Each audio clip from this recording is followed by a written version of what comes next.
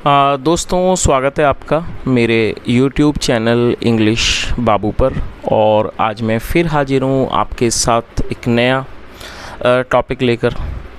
और दोस्तों, आज जो टॉपिक मैं आपके लिए लेकर आया हूँ ये एक इंग्लिश पैराग्राफ है जिसे हम हिंदी में ट्रांसलेट करेंगे। दोस्तों, आमतौर पर मैं आपके लिए मॉरल स्टोरीज़ लेकर आता हूँ जहाँ मैं इंग्लिश स्टोरीज़ को हिंदी में ट्रांसलेट करता हूँ।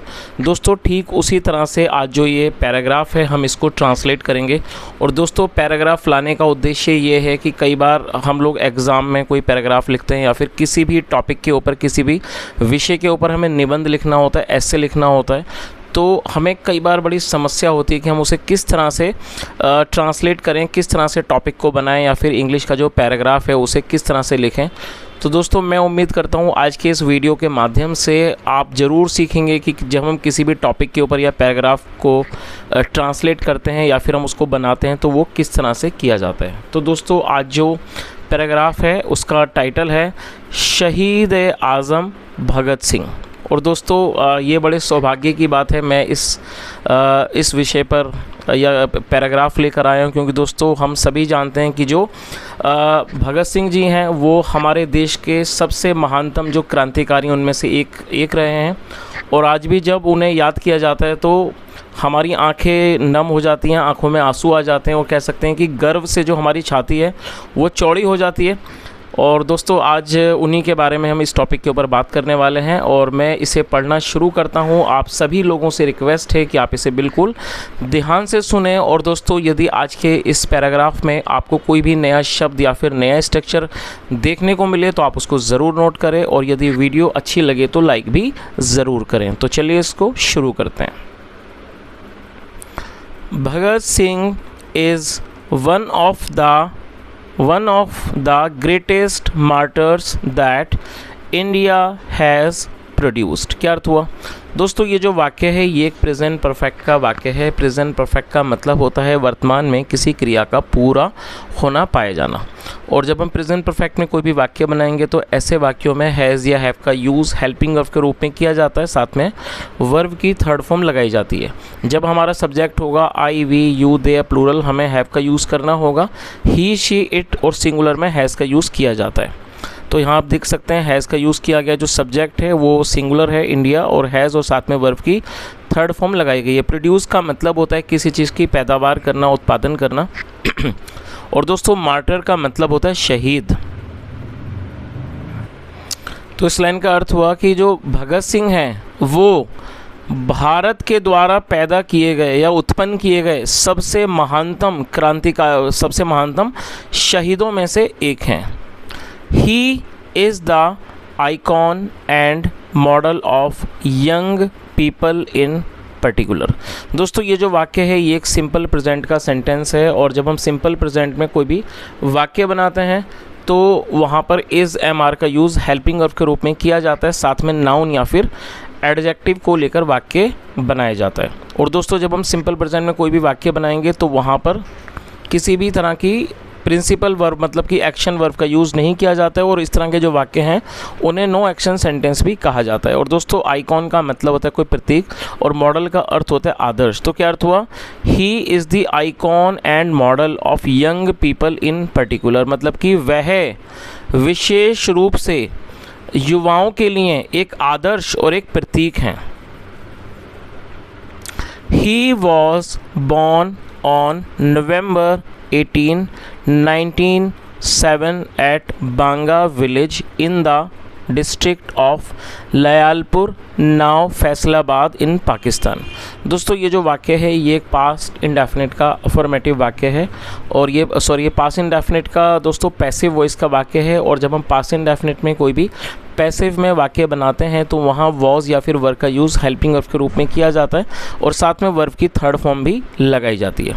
तो यहाँ ही के साथ वॉज का यूज़ किया गया क्योंकि ही सिंगुलर है, साथ में थर्ड फॉर्म लगाई गई है। तो क्या अर्थ हुआ?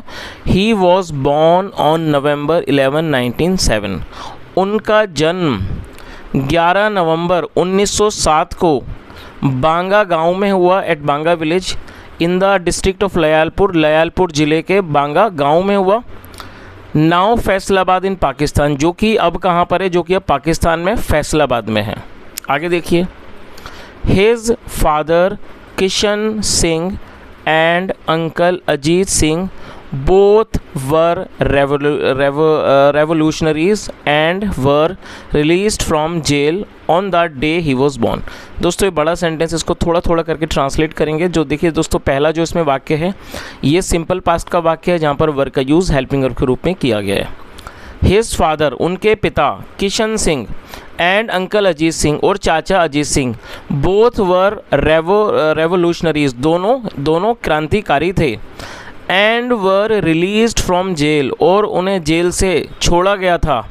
ऑन द डे, उस दिन, ही वॉज बॉर्न, मतलब जिस दिन उनका जन्म हुआ उन्हें जेल से रिलीज़ किया गया था, उन्हें जेल से छोड़ा गया था। आगे देखिए, he was a very brilliant student at school. दोस्तों ये भी एक सिंपल पास्ट का वाक्य है जहाँ पर वॉज का इस्तेमाल हेल्पिंग वर्ब के रूप में किया गया है। और दोस्तों यहाँ पर इस एडजेक्टिव का प्रयोग करके वाक्य को बनाया गया है। ब्रिलियंट का मतलब होता है होनहार, प्रतिभाशाली, आप इसे नोट कर लीजिए। He was a very brilliant student at school, मतलब क्या हुआ कि वह स्कूल में बहुत ही होनहार या कह सकते हैं बहुत ही प्रतिभाशाली छात्र थे, विद्यार्थी थे। The famous revolutionary Kartar Singh Sarabha was is model. और दोस्तों ये भी सिंपल पास्ट का ही वाक्य है जहाँ पर वॉज का इस्तेमाल हेल्पिंग वर्ब के रूप में किया गया है। जो प्रसिद्ध मतलब जो क्या हुआ इस अर्थ लाइन का कि the famous revolutionary Kartar Singh, मतलब कि प्रसिद्ध क्रांतिकारी करतार सिंह उनके क्या थे, आदर्श थे। Even as a child he was greatly moved by the Jallianwala Bagh massacre. दोस्तों मैसेकर का मतलब होता है नरसंहार, आप इसे नोट कर लीजिए, MASSACRE।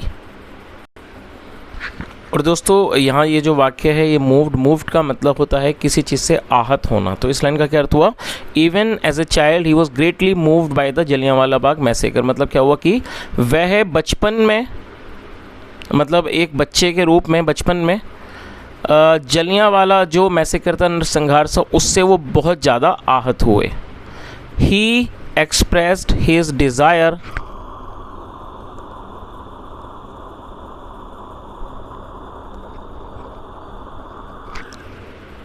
He expressed his desire to grow guns in the Indian soil to force the British rules to quit India। और दोस्तों ये जो वाक्य है ये पास्ट इंडेफिनिट का ही अफर्मेटिव वाक्य है जहाँ पे सेकंड फॉर्म लगाई गई है। देखिए एक्सप्रेस का अर्थ होता है किसी विचार को, किसी भी फीलिंग को, विचार को व्यक्त करना, और ये सेकंड फॉर्म है। और दोस्तों डिज़ायर नाउन है जिसका अर्थ होता है इच्छा। ही एक्सप्रेस्ड हिज डिज़ायर, उन्होंने अपनी इच्छा को व्यक्त किया। टू ग्रो, उगाने की, गन्स, बंदूकों को, इन द इंडियन सॉइल, भारतीय ज़मीन पर, भारतीय भूमि पर। टू फोर्स द ब्रिटिश, मतलब कि ब्रिटिशर्स को विवश करने के लिए, to force the British rulers, मतलब कि ब्रिटिश शासकों को विवश करने के लिए, टू क्विट इंडिया, की वो भारत छोड़ दें। और दोस्तों देखिए यहाँ पर ग्रो लगाया गया है, ग्रो का मतलब उगाना होता है, लेकिन यहाँ पर ये एक तरह से मुहावरे के रूप में प्रयोग किया गया है। तो यहाँ पर इसका ये भी मतलब निकलता है कि उन्होंने ऐसी इच्छा व्यक्त की कि भारत में ही जो बंदूकें हैं उनका निर्माण किया जाए भारतीय ज़मीन पर ही, ताकि जो ब्रिटिश शासक हैं उन्हें भारत छोड़ने पर विवश किया जा सके। चलिए आगे देखिए। He learned about the brutal death of Lala Lajpat Rai at the hands of a British police officer in 1928 while leading a peaceful but noisy demonstration against the Simon Commission। क्या अर्थ हुआ दोस्तों, बड़ा सेंटेंसेस को थोड़ा थोड़ा करके translate करेंगे ताकि एक एक मीनिंग को समझा जा सके। देखिए लर्न का मतलब होता है सीखना, याद करना, ऑलरेडी आप जानते हैं। इसका मतलब पता चलना भी होता है। वैसे यहाँ पर कम टू नो का भी प्रयोग किया जा सकता है। कम टू नो को आप नोट कर लीजिए, कम टू नो का मतलब होता है पता चलना। Second form came to know और third form come to know. लेकिन दोस्तों यहाँ पर लर्न का यूज़ किया गया और जैसा मैंने आपको बताया लर्न का मतलब सीखना भी होता है, याद करना और पता चलना भी, और ये सेकंड फॉर्म है। तो क्या अर्थ हुआ, ही लर्नड, उन्हें पता चला, अबाउट द ब्रूटल डेथ। दोस्तों देखिए ब्रूटल एडजेक्टिव है जिसका मतलब होता है क्रूर, और डेथ का मतलब मृत्यु। उन्हें क्रूर मृत्यु के बारे में पता चला, किसकी, ऑफ लाला लाजपत राय, मतलब कि उन्हें लाला लाजपत राय की क्रूर मृत्यु के बारे में पता चला। एट द हैंड्स हाथों से, किसके हाथों से? Of A British police officer, एक ब्रिटिश जो पुलिस अधिकारी था उसके हाथों से। कब? इन 1928, 1988 में। वाइल लीडिंग, वाइल मतलब दौरान, लीड का मतलब होता है जिस दौरान वो नेतृत्व कर रहे थे।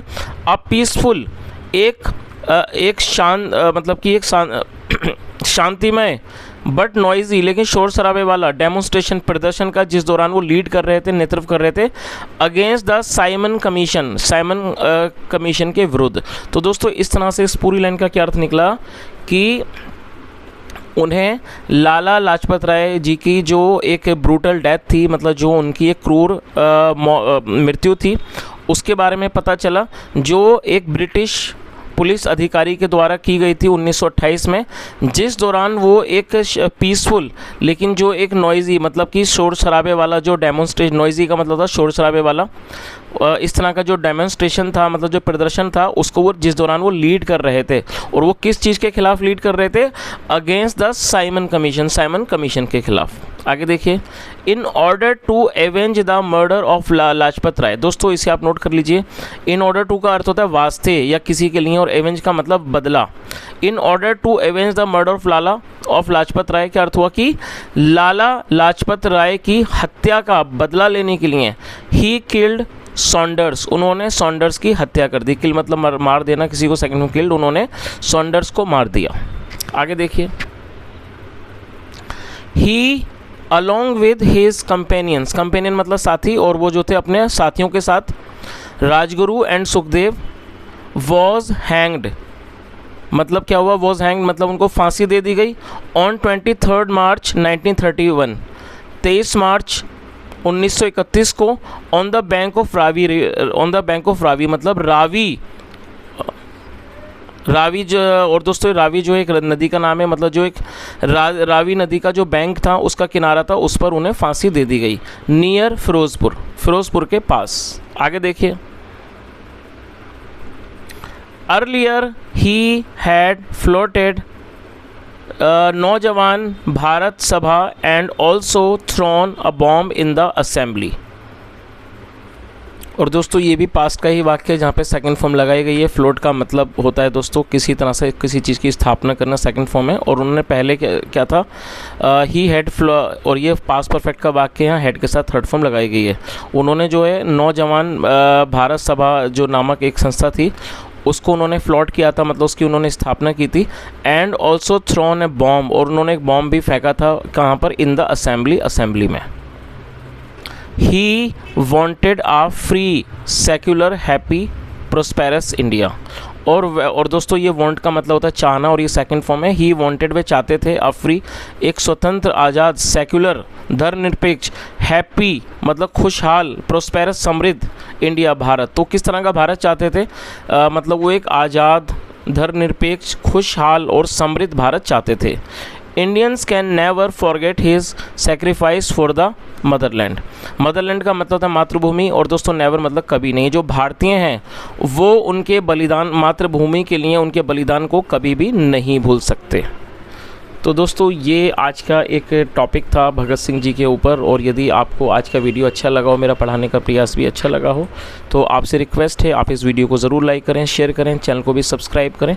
यदि कोई भी सुझाव हो तो कमेंट में ज़रूर बताएं। यहाँ तक सुनने के लिए thank you so much. Have a nice day and bye.